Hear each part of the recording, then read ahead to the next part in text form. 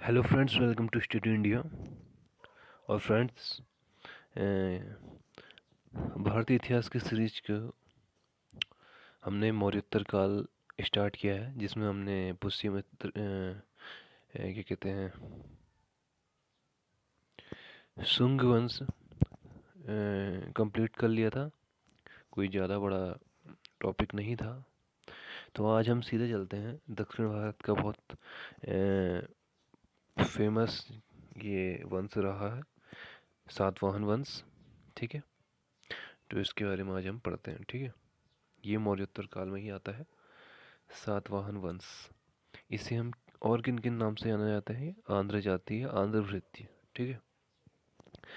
राजधानी की बात करें इसकी, महाराष्ट्र में प्रतिष्ठान एक नगर हुआ करता था, वहाँ इसकी राजधानी थी। ठीक है, जो गोदावरी नदी के तट पर स्थित है। तो इसका मतलब ये दक्षिण भारत का ही एक वंश था। सातवाहन राजवंश के बारे में कहाँ से हमें जानकारी मिलती है? ये मैंने आपको पढ़ाया होगा जब मैं पुराण पढ़ा रहा था। तो इसके जो है मत्स्य पुराण और वायु पुराण, दो पुराण। ठीक है। और दक्षिणाधिपति क्या थी? सातवाहन वंश के राजाओं को इस उपाधि से जाना जाता था। तो मोस्ट इम्पोर्टेंट क्या है? दक्षिणाधिपति, ये एक उपाधि थी। और किससे रिलेटेड है? सातवाहन वंश के राजाओं को यह उपाधि मिली रहती थी। ठीक है, वो मतलब यह उपाधि अपने अपनी ये उपाधि बनाते थे दक्षिणाधिपति। अब आगे चलते हैं। ठीक है,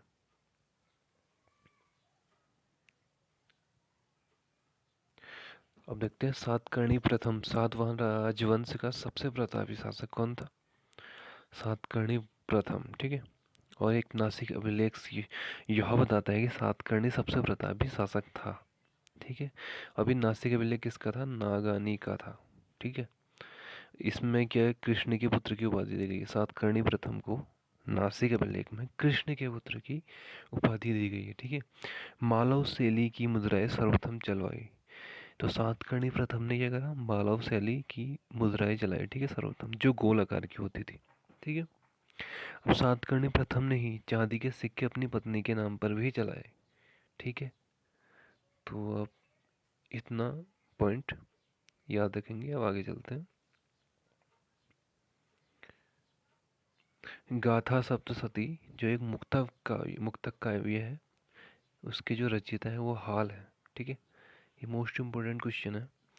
ये पूछा जाएगा कि गाथा सप्तशती की रचना किसने की थी? ठीक है, तो हाल ने की थी।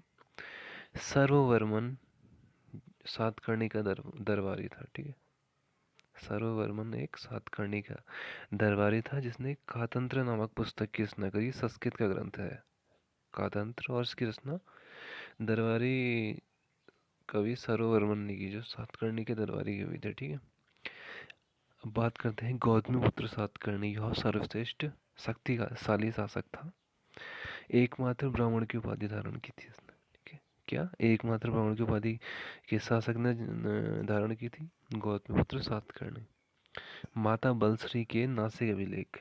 ठीक है, एक अभिलेख नासिक अभिलेख है, वो माता बलश्री का है, जो गौतमीपुत्र सातकर्णी की माता है। उनसे यह जानकारी मिलती है कि वह एक शक्तिशाली शासक था। ठीक है।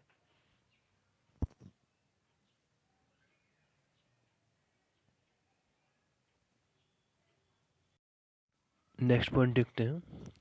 इसने वेणाकटक स्वामी की उपाधि धारण की, और जो वेणाकटक नगर एक, उसकी स्थापना भी इसने करी।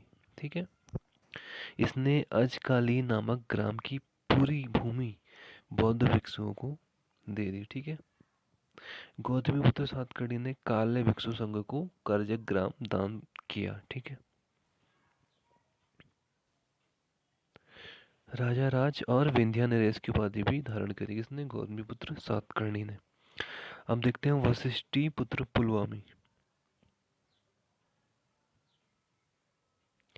देखिए, सातवाहन वंश जो था मात्र सत्तात्मक था, और यह जानकारी हमें इनके नाम से ही मिलती है राजा के। देखिए, वशिष्ठी पुत्र पुलवामी मतलब माता का नाम जुड़ा हुआ है, तो ये मात्र सत्तात्मक वंश था। तो ये आप जरूर ध्यान में देना। ठीक है, वशिष्ठी पुत्र पुलवामी। ठीक है, इनके द्वारा प्रथम आंध्र सम्राट की उपाधि धारण की गई। पुराणों के अनुसार इनका नाम पुलेमा था, और अन्य नाम दक्षिणापथेश्वर। ठीक है। और अमरावती स्तूप का संबंध किससे है? वशिष्ठिपुत्र पुलवामी से, ठीक है। एक और देखते हैं, यज्ञश्री सातकर्णी। यह अंतिम प्रतापी शासक था, सातवाहन वंश का, जल यात्रा और व्यापार प्रेमी था, ठीक है। इसके सिक्कों पर यह चित्र अंकित होता था, किसका? जल यात्रा का, ठीक है, और व्यापार का, इसलिए इसे जल यात्रा और व्यापार प्रेमी भी कहा गया है। सातवाहन की संस्कृति एवं समाप्त, ठीक है।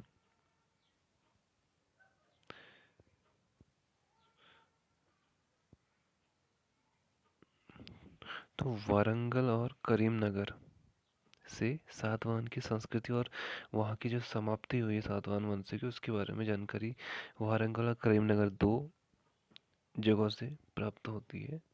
यहाँ से अपर्याप्त लोहे की खान प्राप्त हुई है, ठीक है, लोहे की अपर्याप्त लोहे की खान।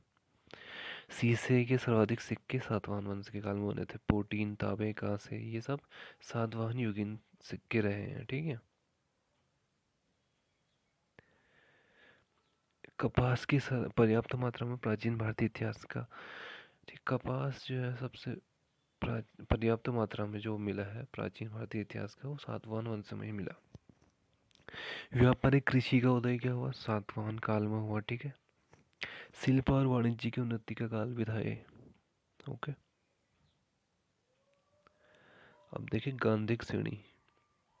शिल्पियों की प्रजाति, सातवाहन वंश में शिल्पियों की सर्वप्रथम श्रेणी थी इत्र का आविष्कार। तो गांधिक श्रेणी क्या थी? एक शिल्पियों की एक प्रजाति थी और इसने इत्र का आविष्कार किया था, ठीक है। ब्राह्मणों को सर्वप्रथम भूमि दान करने की जो प्रथा हुई थी, उसकी शुरुआत सातवाहन वंश ने ही करी। सातवाहन शासकों द्वारा भूमि का सर्वाधिक दान किसको दिया गया? बौद्ध भिक्षुओं को, ठीक है। सामंतवाद का बीजारोपण भी सातवाहन काल से ही शुरू हुआ, ठीक है।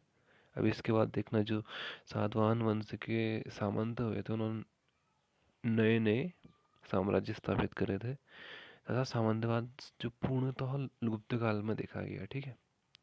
बीच सातवाहन काल से उदय हुआ, लेकिन इसका पूर्णतः जो देखा गया वो गुप्त काल में देखा गया, इसका उदाहरण, ठीक है।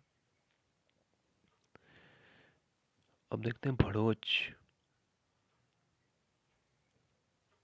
भड़ोच क्या था? अंतर्राष्ट्रीय बंदरगाह, व्यापारिक केंद्र था, ठीक है, सातवाहन काल के टाइम। दक्षिण भारत में बौद्ध धर्म का सर्वाधिक गौरवशाली युग कौन था? सातवाहन काल ही था। गौतमीपुत्र सातकर्णी, इसके हम नाम देख लेते हैं। आगमन निलय भी कहा जाता है, वेदों के आश्रयदाता भी, अद्वितीय वारण या एकमात्र ब्राह्मण, इन नामों से जाना जाता था। अब प्रशासन देख लेते हैं। सातवाहन वंश का गौलमिक, ग्रामीण क्षेत्रों का प्रशासक, ठीक है, सैनिक टुकड़ी का प्रधान, दोनों। कटक और स्कंदवार क्या थे? सैन्य शिविर थे। सामंतिक लक्षण का तात्पर्य सातवाहन साम्राज्य से था, ठीक है। अब देखते हैं सातवाहन कालीन धर्म कौन थे? वैष्णव धर्म, शैव धर्म और महायान शाखा, ये तीनों ही धर्म सातवाहन कालीन धर्म थे। सातवाहन कालीन शिल्पियों का मुख्यतः संबंध महायान से है, ठीक है। महायान क्या है? बौद्ध धर्म की एक शाखा है।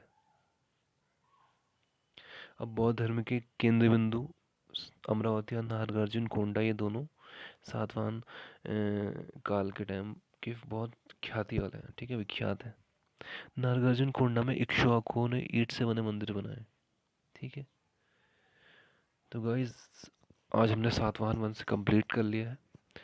अब नेक्स्ट जो वीडियो बनेगी वो शक, पल्लव, कुषाण वंश, इन पर बनाई जाएगी। इसके बाद मौर्योत्तर काल का हम एंड कर देंगे। अब जो चैनल में नए हैं ज़रूर सब्सक्राइब करें और हमारी पिछली ज़रूर वीडियो देखें सारी प्राचीन इतिहास की। धन्यवाद।